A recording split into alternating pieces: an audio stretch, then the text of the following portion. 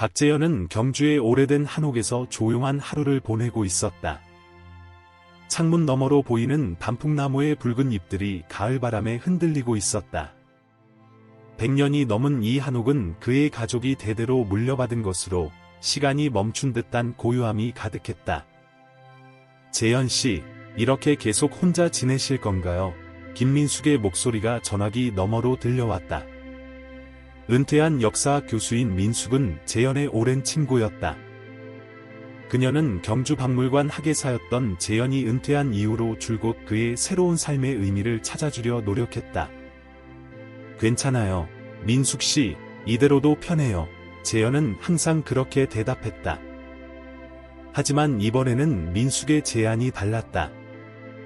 경주 동물보호소에 한번 가보는 건 어떠세요? 제가 거기서 봉사활동을 하고 있는데 혹시 마음에 드는 친구를 만날 수도 있잖아요. 재현은 잠시 침묵했다. 그의 시선이 거실 벽에 걸린 낡은 가족 사진으로 향했다. 그의 할아버지 시대부터 이어져 온 이 집에는 아직도 풀리지 않은 이야기들이 숨겨져 있는 것만 같았다. 알겠어요. 한번 가볼게요. 재현은 마지못해 대답했다. 다음 날, 재현은 동물보호소를 찾았다. 수많은 개와 고양이들 사이에서 그는 어색하게 서 있었다. 그때였다. 깊은 눈빛을 가진 진돗개 한 마리가 그를 응시하고 있었다. 검은 털을 가진 이 개는 마치 오래전부터 재현을 기다려왔다는 듯한 눈빛을 보냈다. 이 아이의 이름은 금박이에요. 보호소 직원이 설명했다. 특이한 개예요. 마치 사람의 마음을 읽는 것 같은 날카로운 직감이 있죠. 재현은 금박이의 눈을 마주 보았다. 순간 이상한 감정이 그를 덮쳤다. 마치 오래전부터 알고 있던 누군가를 다시 만난 것 같은 느낌이었다. 그의 가슴 한켠에서 잊혀진 기억이 깨어나려 하는 것만 같았다. 데려가고 싶습니다. 재현의 입에서 말이 저절로 나왔다. 그날 저녁, 금박이는 재현의 한옥에 들어섰다. 처음 방문하는 집임에도 불구하고 금박이는 마치 이 공간을 잘 알고 있다는 듯이 자연스럽게 움직였다. 특히 밤이 되자 금박이는 집안을 순찰하듯 돌아다녔고 창문 밖을 경계하듯 바라보았다. 재현은 그날 밤 이상한 꿈을 꾸었다. 꿈속에서 그는 오래된 상자를 발견했고 그 안에는 가어디언이라고 새겨진 가죽 목줄이 들어있었다. 잠에서 깨어났을 때 금박이는 그의 침대 곁에서 묵묵히 그를 지키고 있었다. 이렇게 재현의 고요했던 날들이 끝나고 새로운 이야기가 시작되려 하고 있었다. 그는 아직 알지 못했지만 금박이의 등장은 그의 인생을 완전히 바꾸어 놓을 운명의 시작이었다. 금박이가 온 지 일주일이 지났다. 재현은 이 특별한 진돗개의 행동을 유심히 관찰하게 되었다. 매일 밤 같은 시간, 금박이는 2층으로 올라가 다락방 앞에서 맴돌았다. 마치 무언가를 알려주려는 듯한 모습이었다. 거기엔 아무것도 없어, 재현이 말했지만 금박이의 행동은 계속되었다. 결국 어느 날 아침, 재현은 오랫동안 열어보지 않았던 다락방 문을 열었다. 먼지 쌓인 공간 속에서 금박이는 재현을 특정한 방향으로 이끌었다. 구석에 놓인 오래된 나무 상자. 재현은 천천히 그것을 열었다. 그의 손이 떨렸다. 꿈에서 보았던 그 가죽 목줄이 실제로 거기 있었다. 가어디언이라는 글자가 선명하게 새겨져 있었다. 어떻게 이런 일이? 재현의 목소리가 떨렸다. 상자 안에는 1938년의 낡은 사진도 있었다. 그의 할아버지와 금박이를 꼭 닮은 진돗개가 함께 찍힌 사진이었다. 금박이는 사진을 보더니 낮은 소리로 울었다. 그날 저녁, 민숙이 방문했다. 무슨 일 있어 보이네요. 그녀는 재현의 표정을 보자마자 말했다. 재현은 발견한 물건들을 보여주었다. 이상한 일이 자꾸 일어나요. 금박이가 마치 이 집의 모든 것을 알고 있는 것 같아요. 재현이 말했다. 민숙은 잠시 침묵했다가 입을 열었다.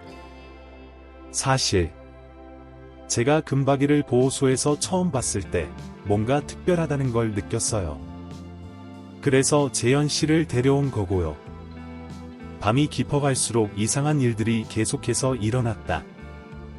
창 밖에서는 설명할 수 없는 그림자들이 움직였고 금박이는 그때마다 경계태세를 갖추었다. 재현은 할아버지의 일기장을 펼쳤다. 우리 가문의 수호자는 언제나 우리와 함께 있었다. 일기장의 첫 문장이 재현의 등골을 서늘하게 했다. 금박이는 그의 곁에 앉아 일기장을 바라보았다. 갑자기 바람이 불어 창문이 열렸다. 달빛이 비치는 마당에는 완벽한 원이 그려져 있었다. 금박이는 그 원을 향해 천천히 걸어갔다. 재현은 자신의 눈을 의심했다. 달빛 아래에서 금박이의 그림자는 마치 거대한 늑대와 같은 모습으로 변해 있었다. 이게 다 무슨 의미일까요? 재현이 민숙에게 물었다. 민숙은 깊은 한숨을 내쉬었다. 재현 씨, 당신 가문에 대해 제가 연구해온 것이 있어요. 아주 오래된 이야기죠. 하지만 지금은 말할 수 없어요. 때가 되면 모든 것을 알게 될 거예요.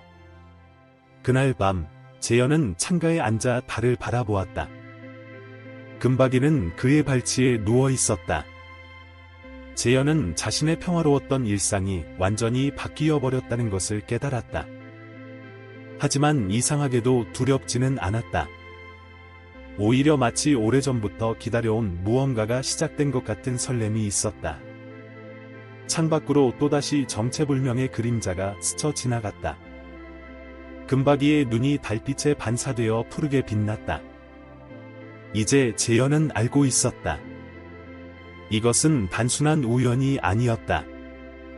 그의 가문과 금박이, 그리고 아직 밝혀지지 않은 비밀들 사이에는 깊은 연관이 있었다. 어느 폭풍 후 치는 밤이었다.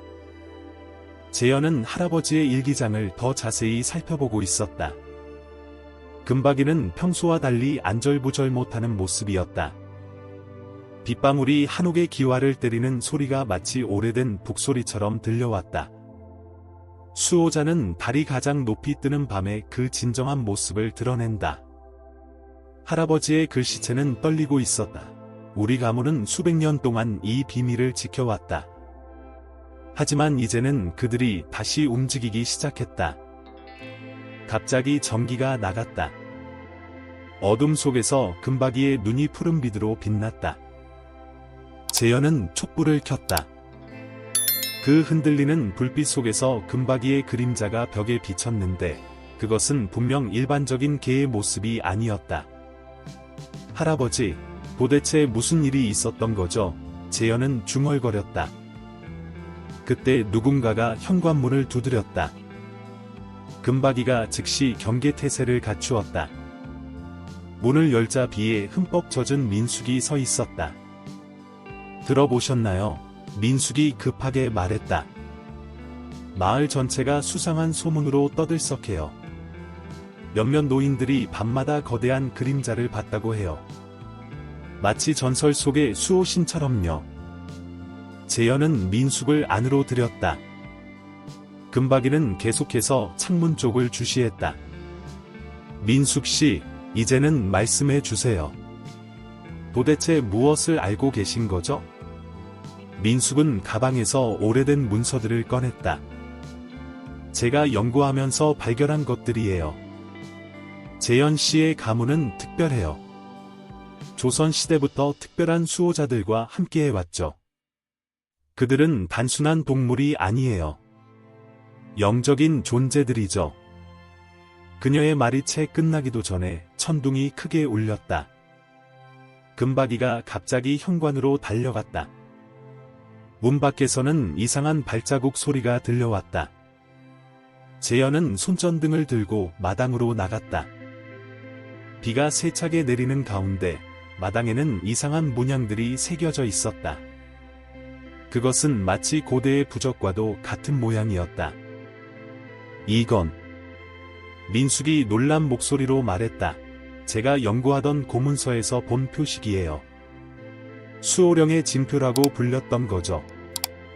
금박이는 그 문양들 사이를 천천히 걸어 다녔다. 그의 발자국을 따라 희미한 빛이 일었다. 재현은 자신의 눈을 의심했다.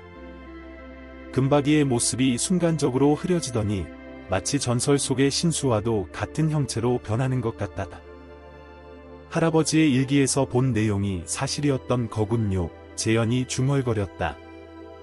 민숙은 고개를 끄덕였다. 이제 시작이에요. 재현 씨, 당신은 선택받은 거예요. 금박이는 당신을 찾아온 거고요. 하지만 조심해야 해요. 당신 가문의 수호자를 노리는 자들이 있어요. 폭풍우는 계속되었고 그들은 촛불 아래에서 더 많은 이야기를 나누었다. 금박이는 계속해서 경계를 늦추지 않았다. 재현은 자신의 평범했던 삶이 이제 전설 속 이야기가 되어가고 있다는 것을 실감했다. 그리고 그날 밤, 재현은 처음으로 그것을 보았다. 번개가 번쩍이는 순간, 창 밖으로 여러 개의 붉은 눈동자가 그들을 지켜보고 있었다. 다음 날 아침, 재현은 할아버지의 서재를 샅샅이 뒤지기 시작했다. 어젯밤의 사건들이 그의 마음을 괴롭혔다. 금박이는 그의 곁을 한시도 떠나지 않았다. 여기 뭔가 있어. 재현은 벽면에 느슨한 널빤지를 발견했다. 그 뒤에는 비밀 공간이 있었고 그곳에서 오래된 가죽 바운드 수첩을 찾아냈다. 수호령의 계약서, 표지에는 그렇게 쓰여 있었다. 민숙이 급하게 도착했을 때 재현은 이미 첫 페이지를 읽고 있었다. 1892년 우리 가문은 신령한 존재와 계약을 맺었다. 재현이 글을 소리내어 읽었다. 그들은 우리의 수호자가 되어주기로 했고 우리는 그들의 비밀을 지키기로 약속했다. 민숙은 숨을 깊이 들이마셨다. 제가 연구하던 것이 맞았어요. 재현 씨의 가문은 단순한 양반 가문이 아니었어요. 그들은 수호령을 모시는 특별한 가문이었죠. 금박이가 갑자기 귀를 쫑긋 세웠다. 마당에서 발자국 소리가 들려왔다. 박재현 씨 계십니까? 낯선 목소리였다. 재현이 문을 열자 노신사 한 분이 서 계셨다. 저는 이창호라고 합니다. 귀하의 할아버지를 잘 알았죠. 금박이는 즉시 재현의 앞을 가로막았다. 하지만 이창호는 전혀 놀라지 않는 듯했다. 아, 수호령이 당신과 함께 있군요. 이창호가 미소 지었다. 제가 찾아온 이유가 바로 그것 때문입니다. 그는 오래된 족자 하나를 꺼냈다. 펼쳐보니 그곳에는 금박이와 똑같은 모습의 생명체들이 그려져 있었다. 그들은 각각 다른 가문의 문장 앞에 서 있었다. 조선시대 5가문이 있었습니다. 이창호가 설명했다. 각 가문은 수호령 하나씩을 모시고 있었죠. 하지만 시간이 흐르면서 대부분의 가문이 그 유산을 잃어버렸습니다. 지금은 박 가문만이 남았죠. 재현은 할아버지의 일기장에서 본 내용들이 떠올랐다. 그럼 어젯밤 우리를 지켜보던 그 붉은 눈동자들은? 네, 맞습니다. 이창호의 표정이 어두워졌다. 그들은 사냥꾼들입니다. 수백 년 동안 수호령의 힘을 차지하려 했던 자들이죠. 이제 그들이 마지막 수호령을 노리고 있습니다. 민숙이 끼어들었다. 그래서 제가 금박이를 재현 씨에게 인도한 거예요. 이창호 선생님의 지시였죠. 금박이는 재현 씨를 기다리고 있었어요. 창밖으로 햇살이 비치고 있었지만 재현은 왠지 모를 한기를 느꼈다. 금박이는 여전히 경계를 늦추지 않은 채 이창호를 주시하고 있었다. 이제 당신이 결정할 시간입니다. 이창호가 말했다. 수호령의 마지막 계약자가 되어 이 유산을 이어갈 것인지 아니면 그의 말이 채 끝나기도 전에 갑자기 금박이가 크게 짖기 시작했다. 어둠의 기운이 집 주위를 감싸기 시작했다. 사냥꾼들이 다가오고 있었다.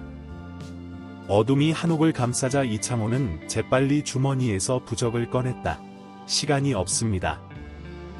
지금 당장 결정하셔야 해요. 재현은 금박이를 바라보았다. 진돗개의 눈에서는 이제 푸른 불꽃이 타오르고 있었다. 마당의 나무들이 불길한 바람에 흔들렸다. 사냥꾼들이 몰려오고 있어요. 민숙이 창밖을 가리켰다. 검은 그림자들이 담장 너머로 보였다. 이창호가 족자를 펼쳤다. 박재현 씨, 당신이 계약을 받아들이면 금박이의 진정한 힘이 깨어날 것입니다. 하지만 그만큼의 책임도 따르죠. 당신의 남은 생은 수호령을 지키는 데 바쳐야 합니다. 재현의 머릿속에는 수많은 생각이 스쳐 지나갔다.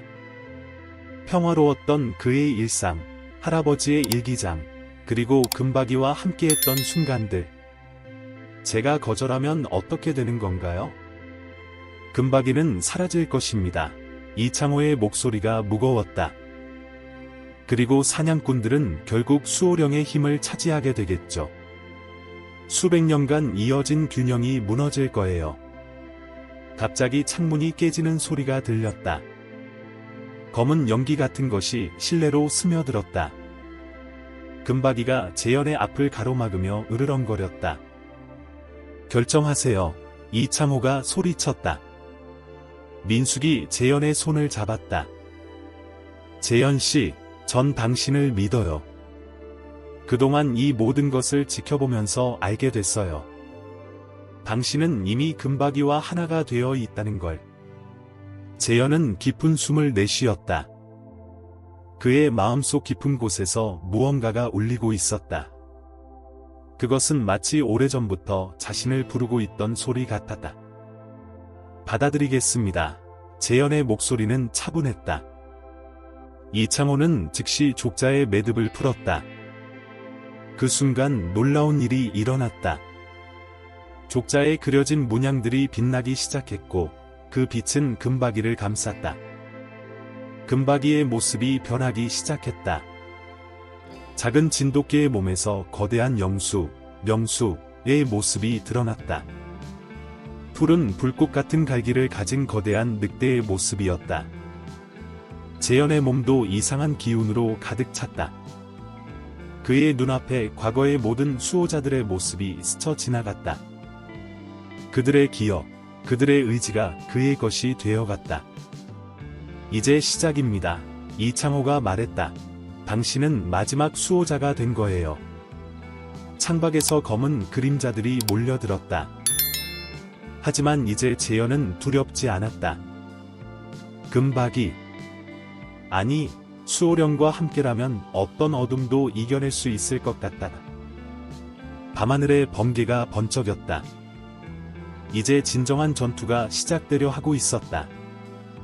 검은 그림자들이 한옥을 에워쌌다. 하지만 재현의 눈에는 이제 그들의 진정한 모습이 보였다. 그들은 오래전 수호령의 힘을 탐낸 나머지 자신의 인간성을 잃어버린 존재들이었다. 그들을 막아야 합니다. 이창호가 외쳤다. 당신과 금박이의 힘을 하나로 모으세요. 재현은 본능적으로 알았다. 그의 손이 금박이의 갈기에 닿자 푸른 빛이 주위를 감쌌다. 수백 년간 이어져 온 수호자들의 지혜가 그의 마음속으로 흘러들어왔다. 여기서부터는 제가 도와드리겠습니다. 민숙이 나섰다. 그녀는 주머니에서 오래된 부적들을 꺼내 집 주위에 던졌다. 부적들이 공중에서 불타오르며 보호막을 형성했다. 사냥꾼들이 공격해왔다. 그들의 어둠의 기운이 보호막을 깨려 했다. 하지만 재현과 금박이는 이제 하나였다. 재현은 금박이의 등에 올라탔고 그들은 함께 움직였다. 우리 가문은 이 힘을 지키기 위해 존재해왔던 거군요. 재현이 깨달았다. 금박이가 포효했다. 그 소리에는 수천 년의 세월이 담겨 있었다. 푸른 불꽃이 어둠을 가르며 사냥꾼들을 밀어냈다. 당신의 할아버지도 이런 순간을 겪으셨을 거예요. 이창호가 말했다.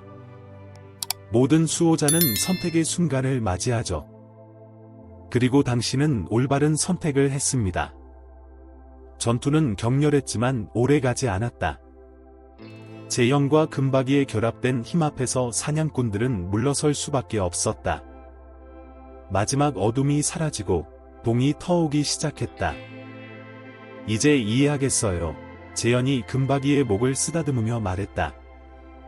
왜 우리 집에 이렇게 많은 비밀이 있었는지, 왜 할아버지가 항상 이 집을 지키라고 하셨는지. 민숙이 미소 지었다. 당신을 이곳으로 인도한 것이 제 삶의 가장 큰 보람이에요. 이제 수호령의 전통이 이어질 수 있게 되었으니까요. 이창호는 족자를 다시 말았다. 이제 당신의 새로운 삶이 시작됩니다. 때로는 외롭고 힘든 길이 될 수도 있죠. 하지만 금박이가 함께할 거예요. 재현은 고개를 끄덕였다. 그의 평화로웠던 일상은 끝났지만 대신 더 큰 의미를 찾았다. 이제 그는 단순한 은퇴한 학예사가 아닌 고대로부터 이어져 온 수호령의 마지막 보호자였다. 아침 햇살이 한옥을 비추었다. 금박이는 다시 평범한 진돗개의 모습으로 돌아왔지만 재현은 알고 있었다. 이제 그들의 진정한 이야기가 시작되었다는 것을. 그날 이후로 경주의 밤거리에서는 가끔 거대한 푸른 늑대의 모습이 목격된다고 한다. 하지만 그것은 두려움의 대상이 아닌 보호와 평화의 상징이 되었다. 오래된 한옥에서는 여전히 한 남자와 그의 충직한 진돗개가 살고 있다. 그들은 이제 이 도시의 은밀한 수호자가 되어 밤마다 어둠으로부터 사람들을 지키고 있다. 이야기는 끝이 났지만 수호자의 임무는 영원히 계속될 것이다. 소중한 시청자 여러분, 박재현과 금박이의 특별한 이야기는 여기서 끝이 났지만 우리 주변에는 아직도 많은 비밀스러운 이야기들이 숨겨져 있습니다. 여러분도 혹시 주변에서 특별한 반려동물을 만난 적이 있으신가요? 어쩌면 그들도 우리를 지키는 수호령일지도 모릅니다. 이런 신비로운 이야기들을 더 들어보고 싶으시다면 저희 채널을 구독해주세요. 매주 새로운 이야기로 여러분을 찾아뵙겠습니다. 좋아요와 알림 설정도 잊지 마시고 여러분의 특별한 이야기도 댓글로 들려주세요. 다음 이야기에서는 또 어떤 신비로운 만남이 여러분을 기다리고 있을까요? 함께해 주셔서 감사합니다.